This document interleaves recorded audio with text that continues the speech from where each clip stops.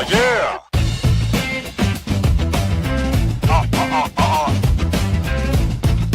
Politics, more like politricks with your polipricks. Oh, yeah. Politics with your polipricks. Throw your hands up. Oh, yeah. Who this?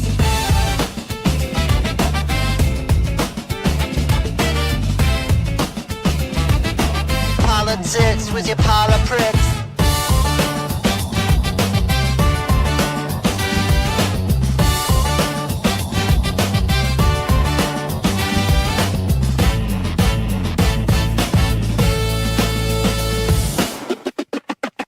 Let's begin. Yeah. Welcome to Politics. It's That's so right. sad that Lou Perez, the voice of our new wonderful intro, which Brian Nichols has done us the courtesy of creating since they kept flagging our old one. Good job. I'm Brian McWilliams. Brian Nichols is here with us. Joan Odermatt is here. And yeah, Lou Perez, the artist formerly known as Lou Perez, now I think just fully goes by Politicks as his performing name. I think it's Lucifer Perez is his stage name, right? His singing name. And he does like Nas, like little Nas stuff on stage, wearing the devil horns and having his asshole out. Yeah, we're here. Welcome back, everybody. If you've been following along with our fantastic show here. Lot to talk about today, guys. As we were talking before the show, school is back in session, and I have been going through hell with my kids' idiotic schedules of half days, sitting in with the children for an hour, and class with them to get them acclimated, going to school and eating breakfast with them, which none of these things existed when we were growing up. And I think they're to the detriment of the children population.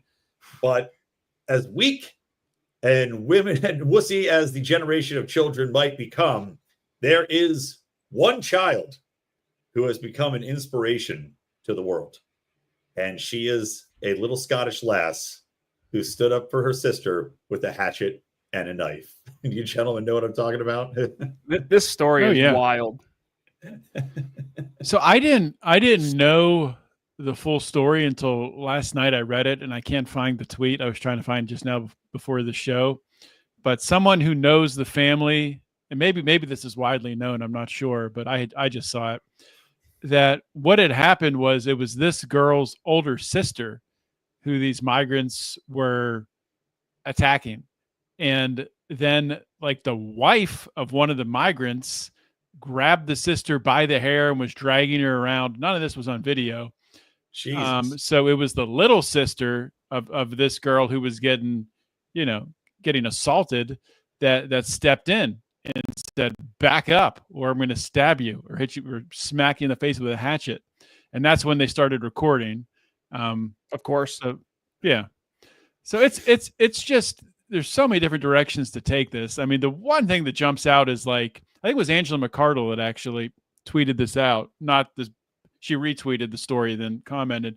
But who are these, wives of these migrants who are helping them assault children? Like, What the hell is going on? Yeah, and the fact that this isn't rare over there, right? Mm-hmm. Like this is just another story on another day. And unfortunately for a lot of the folks in Europe, this has become the standard. I have a lot of good friends who had come over to college when I was back in college. Then they played hockey and they went back to Norway, Sweden, Finland. And they will tell me flat out online, they're like, this isn't the country I grew up in. They will go down like, Stockholm, Sweden, and they will see it's like a majority of brown faces now, which this isn't a debate on, if that's good or bad, but the fact that you go from a pretty much just like one ethnicity, right? I mean, you think of those Norway, Sweden, Finland, Nordic countries, you think of blonde hair, blue-eyed folks, right? That's who they are. And it has changed so much in just one generation that they don't even feel like I hear folks saying like, I think I'm going to move back to the United States because it's so bad over here. I don't think we can save it. Yeah. I mean, that's the debate, right? Is like, and well, to your point, yeah, there is something when you have mass migration. I was just listening to a podcast today was talk about this, the UK specifically over the course of like from, I was thinking it was like 2 or 3 years, imported 4.5 million people into a culture that's not that big and a homogenous culture for the most part. And granted, like you've had immigration in there, but not to this extent and not where it's taking over entire communities, which is what you see a lot. And it, like you're talking about Denmark, Sweden, all these places, there's a reason that these cultures are not compatible, right? Because people that are coming over through a slow system, through legal migration rather than a refugee status or a mass migration status where you're just opening the floodgates, these people want to become part of the culture. They are intent on learning the language, becoming acculturated. They want to live in Britain because it's Britain. They don't want to bring their country to Britain and then operate as a completely different sect within that society or overtake the society. And a lot of these are coming over, especially Muslim countries. Number one, have zero interest in becoming acculturated. Number two, want to make that country Muslim and they are Islamic, and they will say that flat out. I've seen it multiple times. And number three, they also have children at a birth rate that is 3 times that of the domestic population. So you're looking at 3 things that basically make it almost impossible, unless you're going to get into a conversation about remigration, which is what is happening now in the UK and other societies.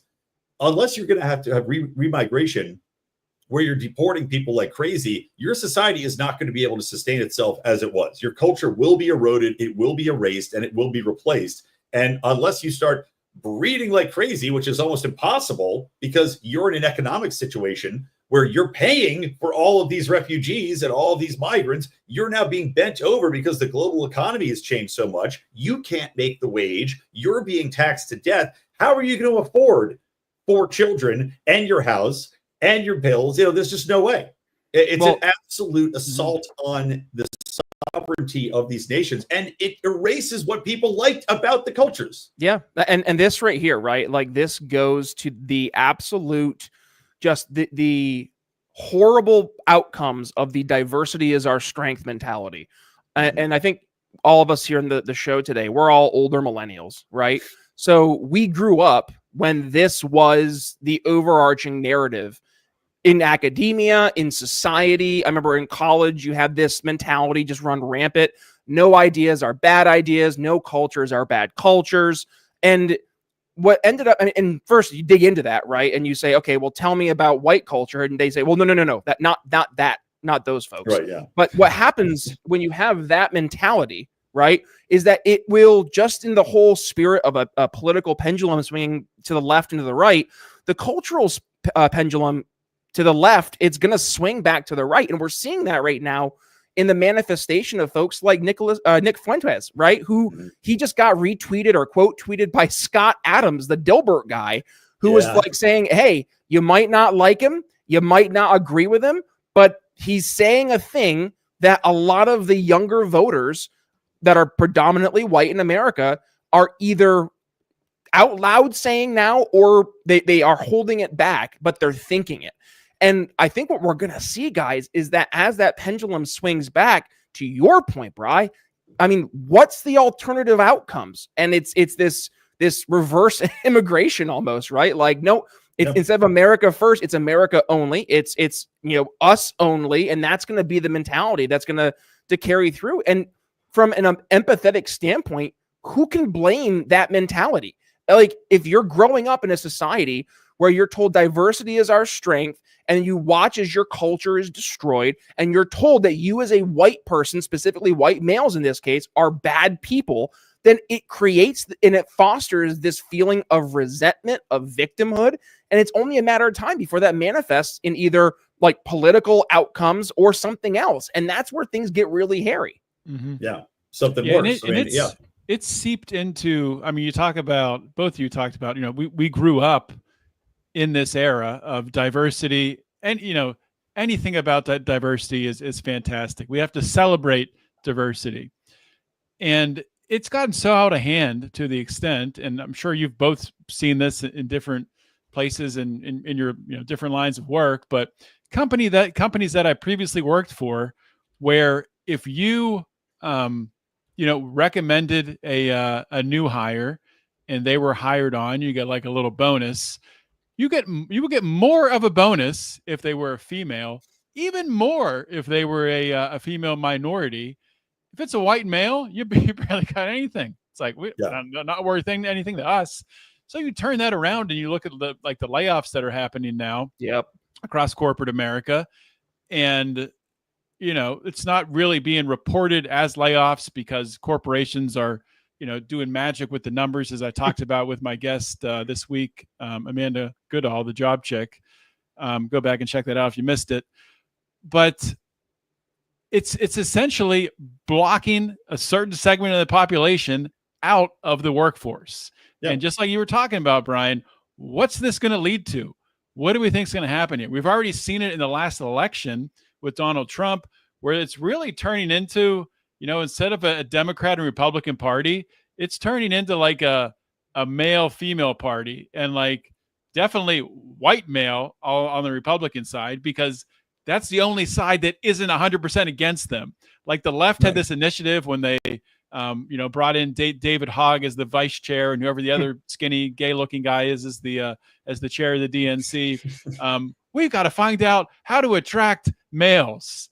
And it's like, males don't want to be Democrats because you hate them. Like, it's not that hard. Well, it creates, without a doubt, like you're saying, it creates, for in this country, without a doubt, you're creating an us versus them mentality of white males because of the demonization, because of the DEI practice, because of these selective processes, which are forcing men out and forcing them to either self-hate to the point you go, we're not taking it anymore. But also, like for example, the Scottish Joan of Arc, it's also creating in these foreign countries that have such an immigration issue now because of the culture clashes, an even bigger us versus them. Because in this country, and now it's happening in this country too, though, because it used to be when we were growing up, diversity, great, whatever, colorblind. And I still believe in being colorblind. Absolutely. But when it hits the point where the culture is so different, then now you have distinctly us versus them, because it's us is people that have our beliefs, our culture, our goals, our common shared goals, and a common shared history.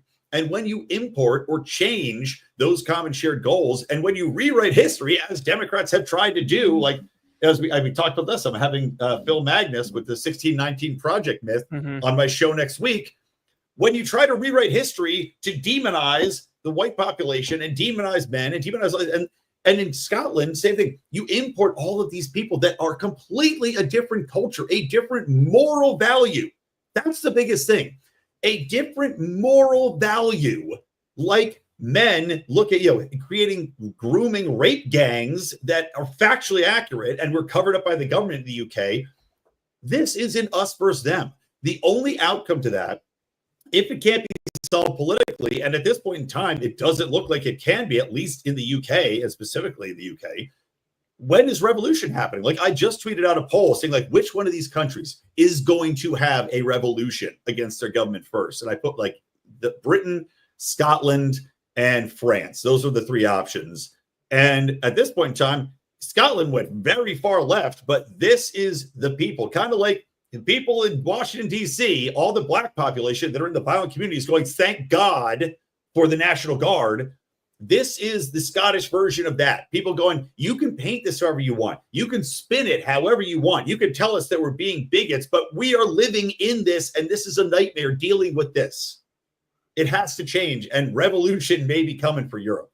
And by the way, Brian, like I just want to piggyback on what you just hit on there, right? This idea that there is no bad culture, right? Like, no, I think this is where the generation, the younger generation, especially in America, and frankly, folks who are just experiencing diversity being our strength, tongue in cheek, right? Like they are very much getting more comfortable with saying, no, not all cultures are created equal. As a matter of fact, some cultures are overtly bad, right? Like there is no justifying and trying to do the mental gymnastics to say that the Aztecs slaughtering 20,000 people a year to the sun god is a good thing, that was culturally a good thing. And there's no objective good to seeing Muslims trying to literally like go after like young children in like the like 9-year-old, 6-year-old, sometimes down to 3-year-old range. That's psychotic. And the fact that we have seen so many older folks in the older generations, not just like enable this, but in many cases just outright defend it. This is also leading to this whole like Gen X, millennial versus, I'm sorry, not Gen X, like the Gen Z, millennial versus the older Gen X and boomer mentality. Because a lot of the younger folks are saying, listen, I know that, look, you know, graph go up for GDP or whatever. Like, sure, you've created a better economic system. Not really. But then you look at it from a cultural standpoint. Sorry, the world we're growing up in, or the world the Gen Z is growing up in, or Gen Alpha is growing up in, is fundamentally different than the world the boomers grew up in and the world that Gen X grew up in. And as a matter of fact, the world that the boomers and Gen X grew up in, that they adopted and then were able to make their own, has led to where we are today. And ignoring that, it creates even more of a division between not just the generations, but again, it goes back to now it's going to be a battle of the cultures. And unfortunately, that will manifest into battle of ethnicities, of races. And this is just the tip of the iceberg. It's only going to get worse. And this goes back to the fact that we had unfettered immigration across the globe for about a 10-year period. I mean, a decade of just saying, hey, you have a war-torn area. Oops, sorry we caused that. Here, send your people over to Eastern Europe, or send your people, or over into the United Kingdom. Send your people over to the United States, because they deserve the opportunity. They're refugees, right? And this weaponized empathy. I've gotten a lot of libertarians mad at me because I talk about the weaponized empathy. But the reality is that empathy only goes as far as walking in your I call it your prospects. I talk about sales, but like walking in your prospect's shoes, walking in somebody else's shoes, right? But that doesn't mean that you just like you enable and justify the walking in their shoes. Maybe they're doing bad things while they're going through a bad time of life, but that doesn't justify the bad behavior. You're understanding why it happened, but what we've seen is instead of understanding why it happened and addressing that, they see what happened. They say, "Oh, that poor person, right? We have to be able to coddle them and make their lives so much better." And it's at the expense of people who not only are taxpayers in those respective communities, but also the folks who are watching their culture get ripped away and told you're a bad person for thinking that's a bad thing. Well, also, I think about this a lot because, like I mentioned, the whole colorblind thing growing up, I'm still all for it, but my empathy has become greatly reduced by seeing the impact of, let's say, rampant homelessness and, the policies the left has put in with immigration and just overrunning Los Angeles, for example, where I live. The homelessness overrunning Los Angeles, where I live. I used to stop and give people money. I used to think, yes, let's help this guy out. Let's help that girl out. And now I'm like, get the fuck out of my neighborhood. Like, I'm over it. I'm over seeing these people destroy I don't want to subsidize you living in a tent anymore. Yes, for real. Yeah, I mean, exactly. Or subsidize you, living in Section 8 housing or whatever it might be, and subsidize you using the emergency rooms and constantly having, like they looked at around here because they did a mass push to find the immigrants. Obviously the ICE situation is a big deal right now. I'll tell you what, and you can think whatever, but I'm reporting what happened from one to the other. There was an area where all the immigrants would line up right down by the Home Depot, right around the block from me. And they'd be 30 deep, and it was disgusting because there was trash everywhere. They didn't pick it up. They'd sit there all day. It was garbage-filled cesspool, and it's not anymore because they either migrated themselves or they went back to, where they're from, or ICE came in. I'm just telling you the facts. Same thing with the emergency rooms in Los Angeles. You could not go to an emergency room and not wait for 5 hours. Because it was full of immigrants that didn't have the healthcare. And I'm sorry, my empathy ends when I cannot get anything taken care of for myself. When I'm walking through trash all the time, my empathy ends. So, people I'm sure will have a beef with that and say, well, this is a superficial thing, but it's not. It's your way of living. It's disease. It's needing medical care. It's what my dog's eating. It's what my children are walking through. It's your property. You know, like you talk about private property and property values or property rights in libertarian society. Well, sorry, your property rights are under attack when you have unfettered, immigration, homelessness, and these people do not respect the property. They do not have the same culture. They do not have the same moral values as the community. So that should be seen as a violation of the NAP, frankly. Yeah. You are violating the non-aggression principle because you are aggressing on me constantly by violating the norms of the society and not giving a shit and endangering me in the process. It's endorsing the degradation of society by providing the wrong incentives. Yeah. And then that compounding over time. Like if you look at Japan, I've never been to Japan, but everyone I know who's ever been to Japan says, "Oh my God, it's the cleanest city ever. There's not even any garbage cans anywhere." Yep. I just had this conversation with my sister-in-law. I was like, "Tell me why. Why do you think that is, Kaylee?" Yeah. Yeah, and they have the right incentives. They're not bringing in people that destroy the culture there. And it's an island, so I guess it's a little easier to do it maybe, but you can't ignore what's happening right in front of your face. And you can't ignore that every single city in the United States of America, every single large city is turning into a third world cesspool. And, do we just watch it happen, or do we start, speaking out about it and trying to change it? And I know we have to go to the next story, but, Brian, just to put a nice, dot at the end of this sentence here, going back to what you experienced, right? The anecdotal about like emergency rooms. I just went and used Perplexity AI to pull up some fact checks here. And the data is actually insane. Right now, the best data from the LA County Board of Supervisors is said that around a 25 to 30% drop in emergency room visits from June onward. And that the only correlation there is the uptick in the ICE raids. So this right here, in the world of sales, we talk about not telling people, but showing them, right? And I think it's Tom from the Patrick Bet David podcast. He says, words talk, but numbers scream, right? Once the voters, the younger voters especially, see that, they can't unsee it, right? And that just shows the direct correlation between the narrative and then the actual outcomes. And I really feel that this is stuff that as more and more Americans start to see what we can actually accomplish, and that they don't have to live this way, right? I think this is the other part. You don't have to live this way. And by the way, you're not a bad person for not wanting to live this way. Yeah. And as you see that there is a tangible path to accomplishing a better outcome versus what we heard from the Biden administration, the Obama administration. I mean, you go back decades and decades. Oh, this requires an act of Congress. This requires this, and this. And then they see Trump come in and more or less address the issue in less than, 9 months? Like, is it perfect? No. But is it a tangible step in a better direction? To most folks, objectively, yes. So that leads me to wonder, what's next? And does this speak to why the Trump administration has been able to do so much and maybe push the envelope further than they normally would have? Because they are getting, even if it's not the vocal support of folks, they are getting that quiet support of folks just kind of saying, yeah, you know what? Yeah, we should have done this. We should have done something instead of just pretending it wasn't an issue. I'm okay with it. I think that we're going to see more and more of that. Wait a minute, Brian. So you're telling me that all this time Joe Biden could have secured the border and it wasn't Donald Trump who stopped him from doing it? What? Easy, man. Easy there.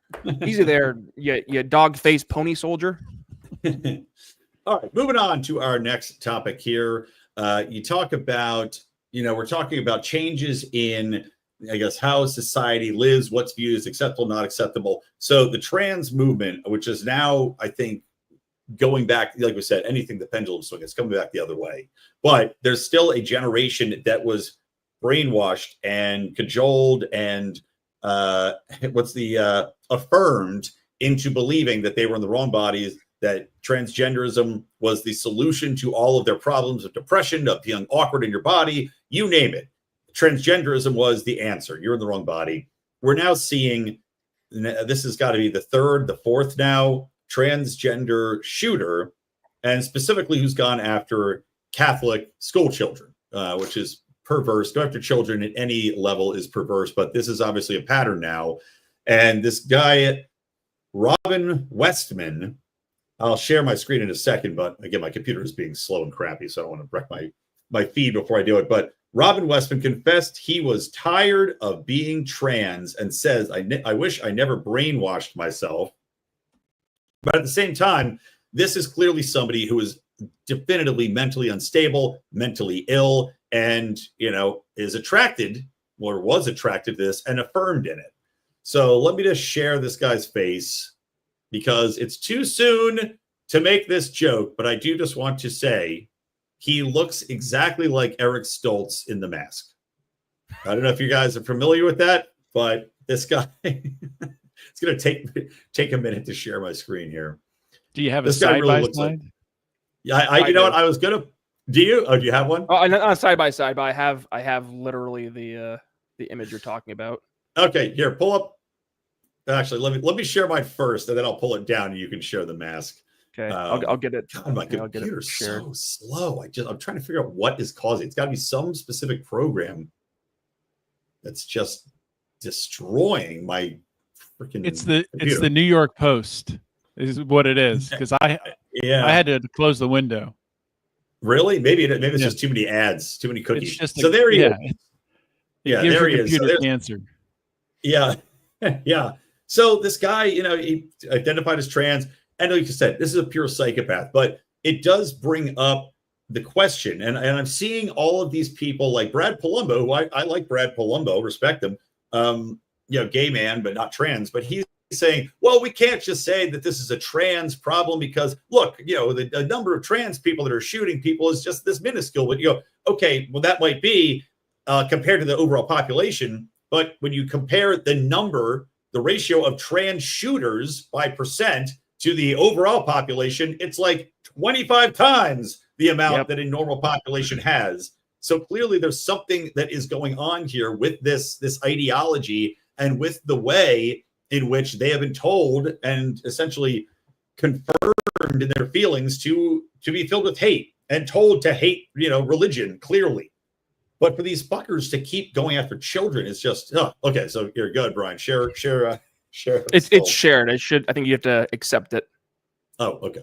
Do you click it? Because I don't want to mess my feed up. Looks just like him.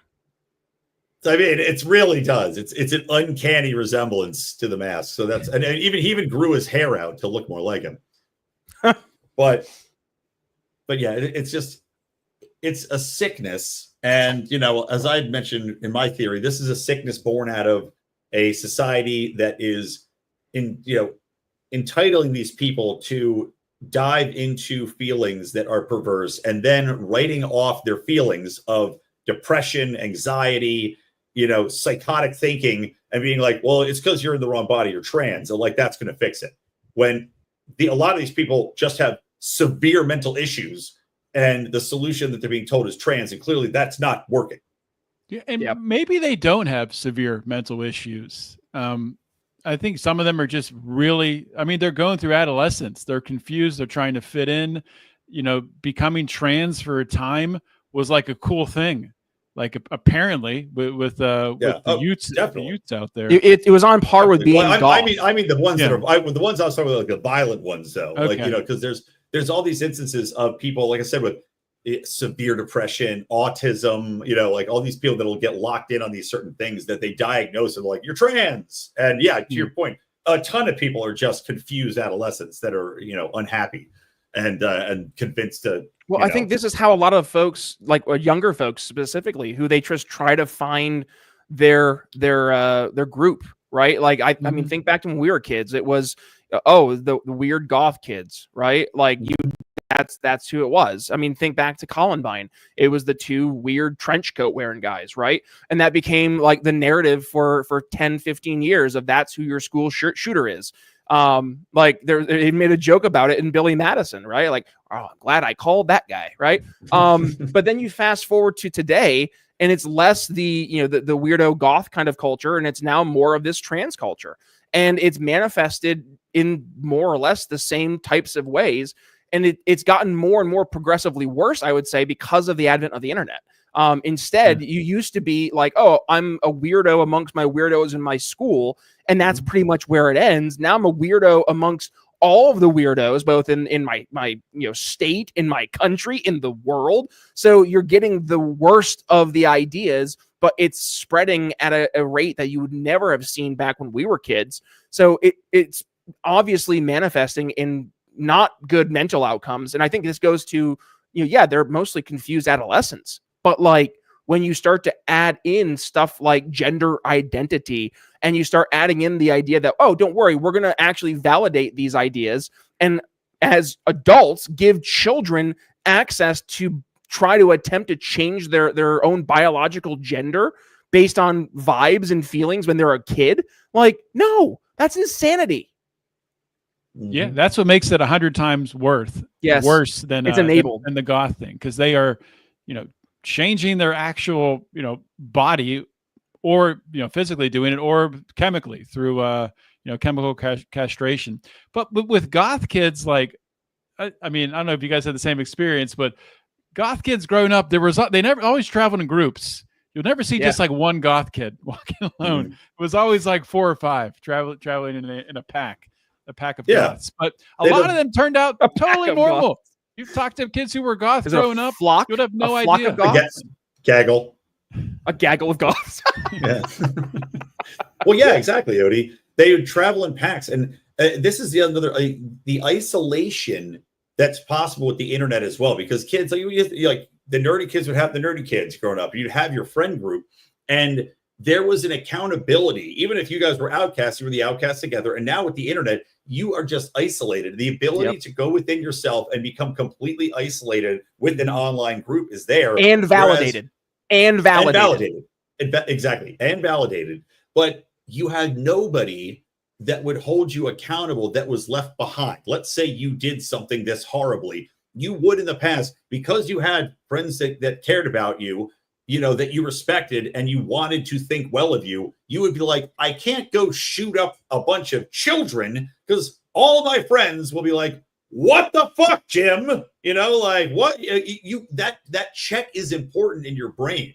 It matters to have that legacy. And these people are always loners that are isolated on the internet, that have found their internet culture, that have nobody in real life to be a check or a balance on them, or hold them accountable, or be disappointed in them, other than their parents, who were probably, his parents who signed off on giving this psychopath the mind-altering drugs to, and allow him to change his identity to a female. It matters. John, can you share the screen I put up here, because this literally piggybacks on what you're saying there, Brian, right?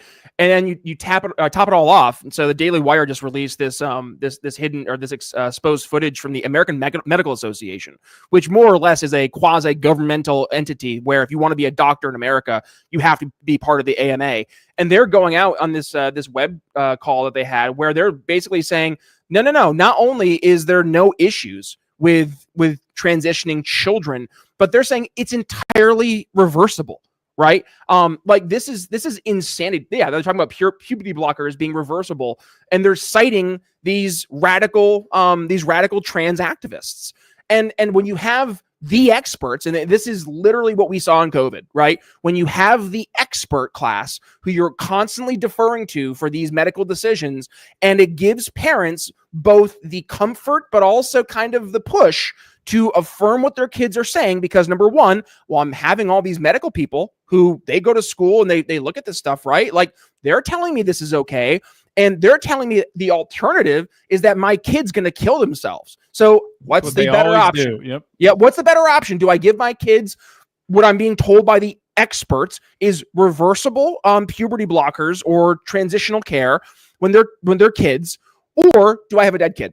Right. Mm-hmm. And what a fucked up mentality to present to parents, when literally we're all parents here. The only thing that we care about is to keep our kids safe. Like how much is there at the feet of the American Medical Association to say a lot of this, and your so-called experts, this is kind of on you guys too, for both presenting this as this is the necessary option, but more or less brainwashing parents based on your expertise that this is okay. Like, at what point do we start to say, hey, this isn't just the parents, this isn't just the kids, this is the medical institutions that are supposed to keep our kids, healthy and safe, and say they're going to do no harm, they're actually causing most of the harm. Yeah, I put almost all of the blame on these experts, coupled with the system that these parents grew up in, the public schools where they were not taught how to critically think. Yep.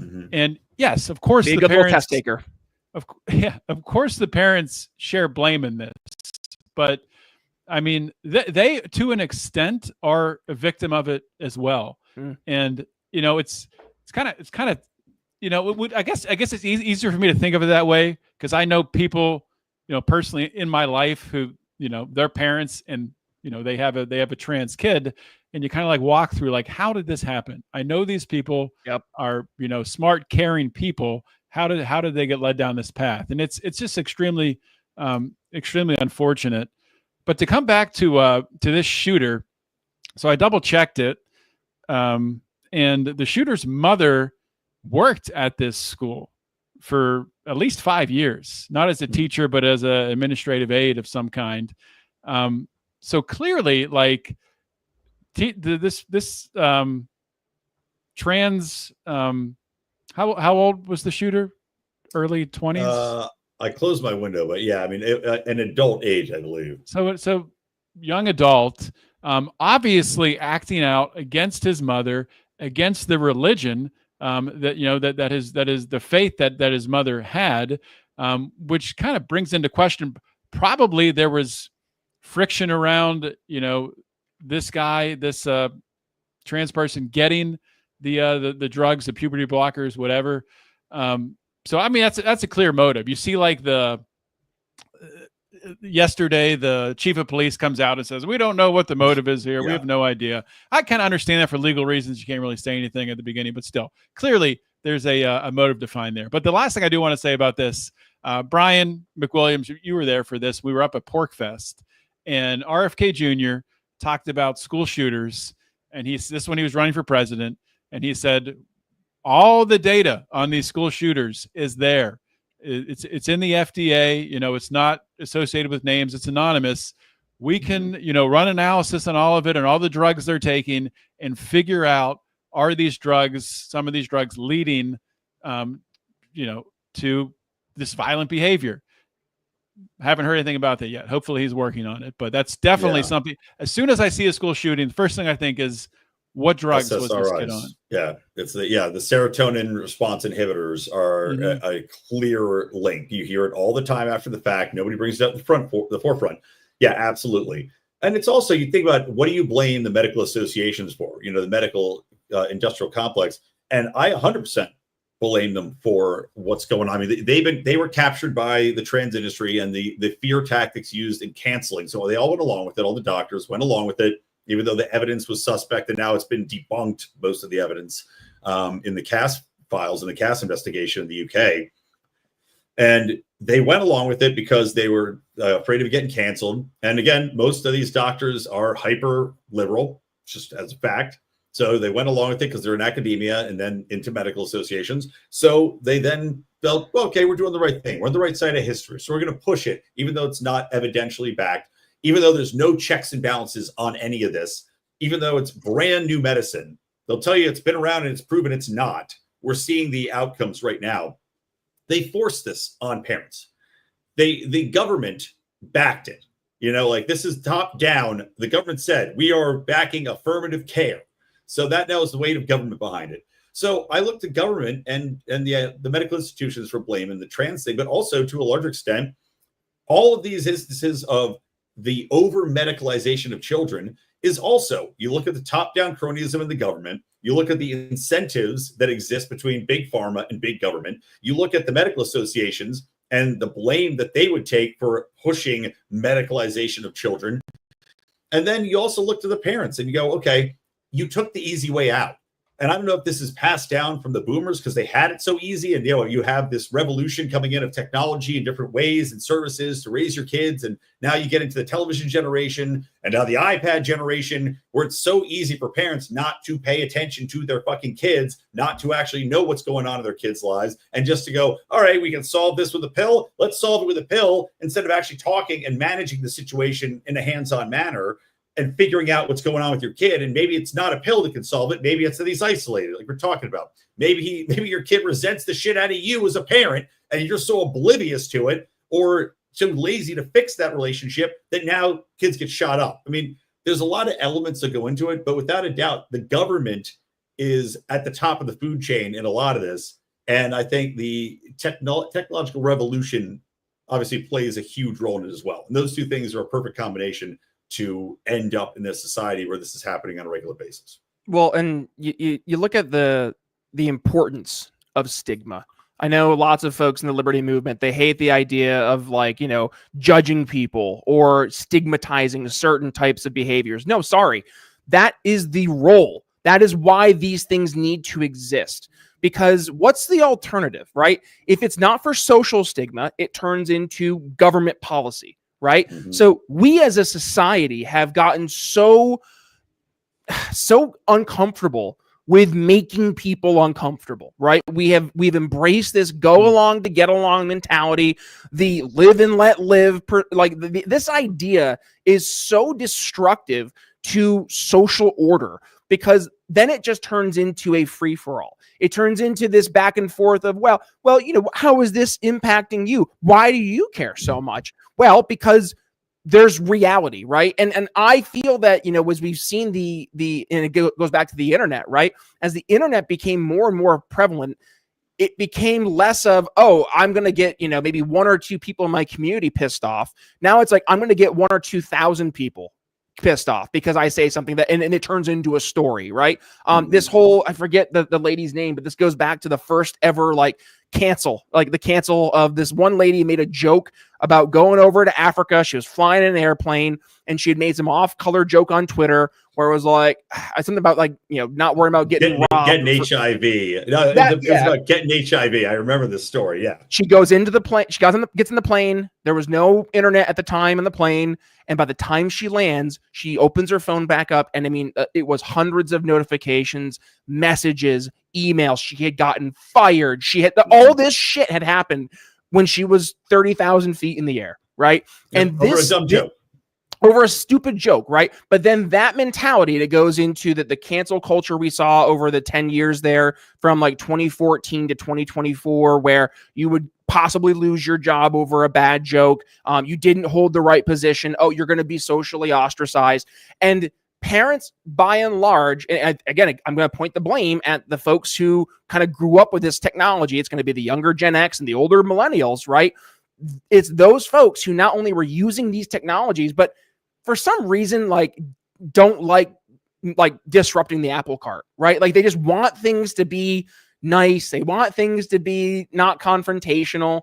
And I it kind of goes hand in hand with the feminization of our society, where men traditionally were the ones who would say, hey, I'm going to say the unpopular truth because it needs to be said.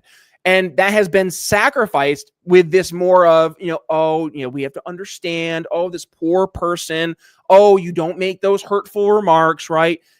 And this very feminine type of energy. And what's ended up happening is it's manifesting right now with, again, back to the reaction side, the younger generation saying, absolutely not. And as a matter of fact, instead of using the internet to actually make people believe what I'm going to believe, I'm going to use the internet to say what I actually do believe and use that as a means to reach other folks who are sitting silently, just kind of going along to get along again. So I think it all kind of comes together, right? Of the feminization of our society, the technology that has made us so we're involved with everybody in our planet, really. This is why folks are so concentrated on what's happening over in Gaza right now. Yes, it's horrible, but the only reason it's so much focused on right now in American politics is because we can open our smartphones and see a video from the Gaza Strip from last night today, right? Versus it used to be, maybe you'd see a clip on the 6 o'clock news. Maybe there'd be a 60 minutes coverage over it. Maybe CNN would pick it up. Now it's CNN's covering it at the 6 p.m. news hour. Yeah, I saw it on my phone 15 hours ago. Yeah. Yeah. And there's a downside to that. There's a downside to having access to every horrible thing that happens in the world, because the human psyche is not built to be able to deal with that, that amount of information, that amount of violence. I mean, and some people more so than others, but I think it really does tweak a lot of people out. Yep. Yeah, I agree with that. Well, we're talking about the feminization of culture. Last story of the day here. I lobbed up that softball for you. Just knock out of the park, Brian. Yeah, perfect. Well, yeah, Disney, they fucked around and they found out what happens when you, as we mentioned, attack and vilify and try to eliminate from film white men. And frankly, maybe not just all white men, but the majority. Because Disney's gone out of their way to remove all of the white male heroes, to put them, subservient to their emotions, subservient to the women in their lives, subservient to the patriarchy and their involvement in it, and tell them they're pieces of shit. You'll remember this with, of course, Mark Hamill and Luke Skywalker. You'll remember with Indiana Jones. You name a male character, Willow is another one. All of Disney's primary male characters have been eviscerated. And as such, and of course, replaced with female leads in all of these different shows. As such, shockingly, they have no more Gen Z male viewers. Disney's films flop, other than the fanboys. You can look to Fantastic Four, of course, which includes very feminine male lead Pedro Pascal. Ugh. Yeah, sick of him. That flopped. The last Thunderbolts movie flopped. The one before that flopped. The last Star Wars flopped. It's flop after flop after flop. And most of these are female-led films that, again, have very weak male characters that are not in the lead roles. So now, because of this, they've actually identified the problem after 10 years of vilifying men, and they're now looking to win back Gen Z men amid Marvel and Lucasfilm's struggles. And they're saying that specifically they're looking for men ages 13 to 28, young men, and they're looking for not just to, redefine and rewrite what they're making, which, by the way, they just went into production on a new Starfighter film starring Ryan Gosling, but I saw Amy Adams sign on to it, so I'm sure Amy Adams will become the finest starfighter in the galaxy. But they also looking for original IP, because what they've got has been so poisoned by what they've done that people have completely checked out. Again, look to Marvel, look to Star Wars. So What do you guys make of this? Is Hollywood finally going to get its head out of its ass? Is this the canary in the coal mine for them? Well, dude, you hit on it, right? They had this amazing IP called Star Wars that prior to 2015, the data was 70 to 90% of Star Wars fans were male. You had it. All you had to do was not fuck it up, right? And what did they do? They fucked it up. Thank you, The Kathleen Force Kennedy. is female. The Force is female. That alone. Okay, fine. I'm not watching anymore. And what happens, right? Yeah, all the male viewers are like, well, and this goes again. There's a reoccurring theme. Okay, I'm the bad guy, right? Because I enjoyed Star Wars and it had some like male-centric themes, like, the hero's journey. I can see myself in Luke Skywalker, like, it's the little farmer boy who finds out that he's going to go fight the big bad empire. Like, he's going to, lead this ragtag group of folks who can make a difference. And then they just fucked it. They said, no, we can't do that, right? Like, I go back to that one video, and it was like, or not video, it was a meme, and it was, if you could go back in time and change one thing, and it's like girls like going back, like, I'm talking to my grandmother, right? Like, tell me about your childhood. And then it's for all the boys. It's them looking at George Lucas signing away Star Wars at Disney, saying like, no, put the pen down. But like, that's what's happened, right? Even the prequels, which prequels get shit on. I think they actually look pretty good, fast forward 20 years. But like, they still had those underlying male themes. The story of Anakin Skywalker going from a young boy and having the hots for Padme. Little creepy when you kind of look at it from episode 1, but I digress. Going through being the hero, but maybe a little bit of a bad boy in episode 2, and then episode 3, the conflict within, right? Like, these are all things that are themes that men tend to like, we go through in life, right? And there was something very like relatable. And the fact that they took that and in 2015 released The Force Awakens as more or less a big middle finger, not just to that underlying male ethos, but then they also said, by the way, the heroes that you used to like, they're pieces of shit. Han Solo, he abandons his wife and Princess Leia and his kid Ben Solo to go be a smuggler again with Chewbacca. Luke Skywalker's a big bitch and he's going living out on this fucking island by himself, because he fucked up leading the new Jedi temple. Brian, I haven't seen these movies. You're ruining them for me. Yeah, no. Odie never sees anything. We've only been out for a decade, man. Odie's like an Iranian teen. I saw the original 3 Star Wars when I was a kid, and I was like, you know what? That's enough. That was good. I like that. I don't need anything else. Well, you're not missing anything, man. Now, see, I must be the like surrogate Cowboys. I am surrogate Cowboys fan. The Star Wars fan too, because like I grew up, my mom had found the old Star Wars VHS release at a garage sale, and I was like 4, and that game over, right? Like I was Star Wars every day. Me too, man. I was a massive Star Wars fan. I would get chills when they came out with the Phantom Menace. I remember getting physical chills. I was like, oh my god, Darth Maul, the double-sided lightsaber. Out of my mind. And then to watch them completely destroy and denigrate the entire series with these terrible female lead characters, like you said, betraying what the original characters were. And you talk about like the hero's journey and the trials and tribulations, like. So many of these girl boss characters, number one, they're all the exact same fucking stupid character. All of them. Rey, they're all obnoxious. Jennifer Lawrence from the Hunger Games. What was that other one with the Aaron Rodgers' ex-girlfriend? Not Deliverance. Is it Deliverance? No. Aaron Rodgers' ex-girlfriend. I know what you're talking about. Woodley. Shalane. They're like, she's like super autistic. It's like a Hunger Games knockoff. Divergent. There we go. Yeah, but it's like every single movie they make, it's the exact same shitty girl boss character. They don't go through anything. They're expected. They don't go through a journey. They don't go through. They're just automatically better than everybody else. Yeah, and they all have the exact same attitude. They were just born that way. They were born with that girl power. And they all make the same stupid speeches about men. It's just like, it's everything about it. As a man, you're watching it and going, well, you're just, fuck me, fuck you. I'm not coming back to this crap. And women don't like it either, though. That's the thing. That's where these people fucked up. Women also want strong men in their movies. That's what's attractive. That's what's interesting. That's what's fun. You can still have strong female characters. Like Game of Thrones, while it was off the George R.R. Martin books, had fantastic, strong female characters alongside the men. And they didn't have to stop and give speeches about how they were strong female characters like they did when the Hollywood writers took over in the final 2 series. You can have it both ways. But when you get one and say, you're now the bad guys, we're not allowing you to have a main role in this, and you put forward the females in every single lead, you're going to lose your audience. And that's what's happened.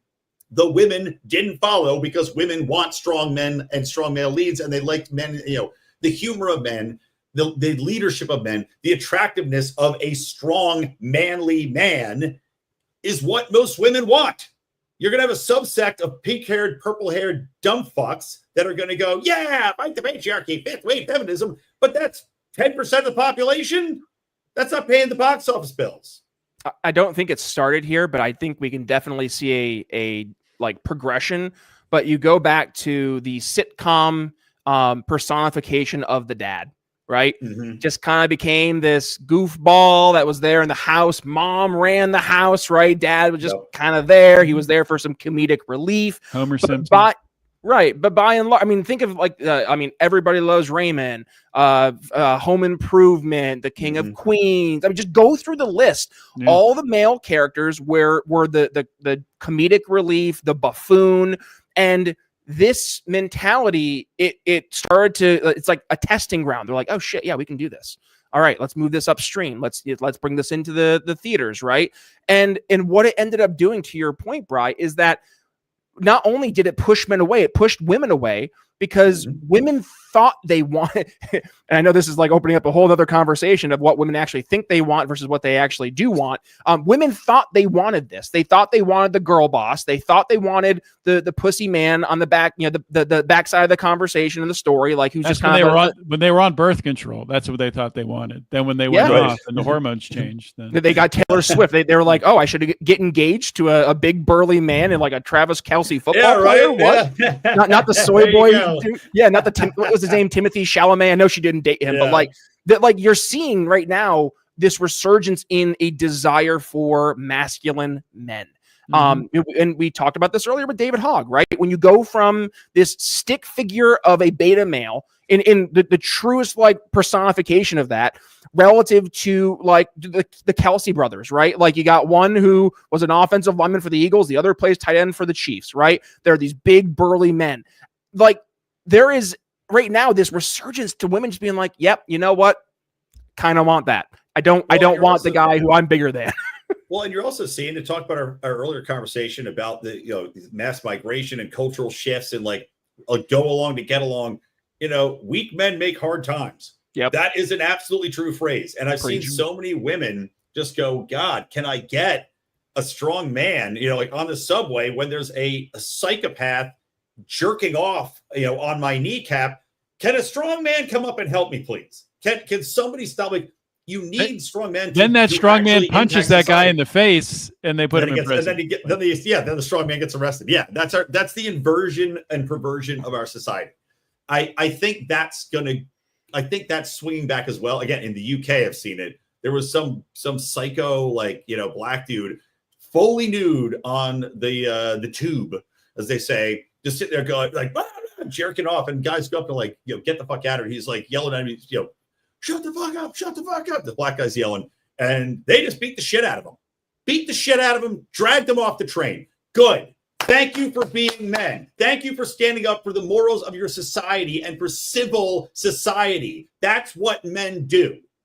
And the women, you can be a strong woman, but look, when a guy twice your size who's fucking crazy is on the train yelling, guess what? Patriarchy goes out the window pretty fast, ladies.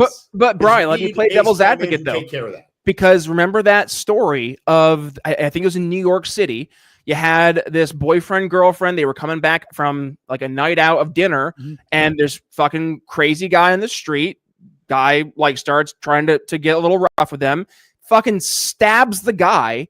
The lady was like, well, even though my boyfriend dies, she's trying to justify that this poor guy, right? This weaponized empathy. There are folks, females specifically in some of these bigger blue cities who they not only will try to excuse away this stuff, they will go out of their way to to validate the concerns, the poor childhood, whatever it may be, to enable this shit. Remember the dad, talk about a bitch beta male, the dad of the white kid who got stabbed at the Austin, the track meeting. Austin Metcalf, Yeah, he went to the funeral and apologized. Like, what is wrong with you? What is wrong with you? Insane behavior.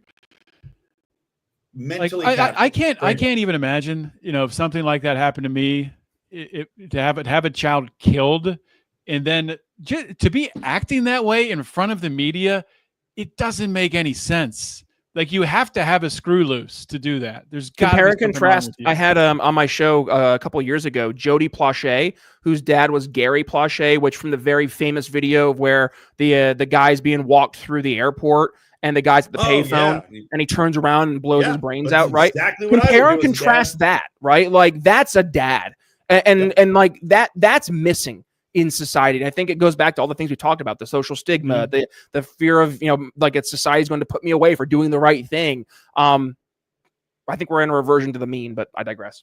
I think we've solved everything. I'm pretty sure. There we go. Just listen to politics. We solved the world's problems. That's great. We did it in just under an hour. Because we're the Politicks of the politics. Politicks. That's right. All right. Well, thank you guys. We'll sign off on that. I'm Brian McWilliams. That's Joan Odermatt. And of course, Brian Nichols.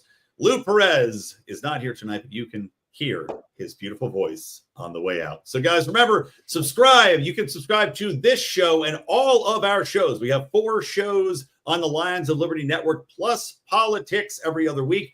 join that Lions of Liberty Network feed on YouTube, Rumble, podcast, wherever you are. And if you just like politics, you can just subscribe to Politics. Also, we do have a Patreon with bonus content, patreon.com/Lions of Liberty for daily rants. We're going to have our sports gambling talk show. We also have our bonus content coming up with Meme Wars, and we need to do another Secrets, Lies, and Cover-Up show where we talk conspiracies. All that and more, patreon.com/Lions of Liberty or lionsofliberty.locals.com.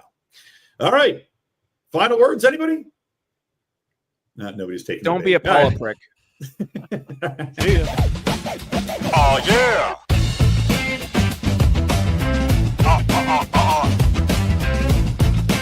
Politics, more like politricks with your polipricks. Oh, yeah. Politics with your polipricks. Throw your hands up. Oh yeah! Who this?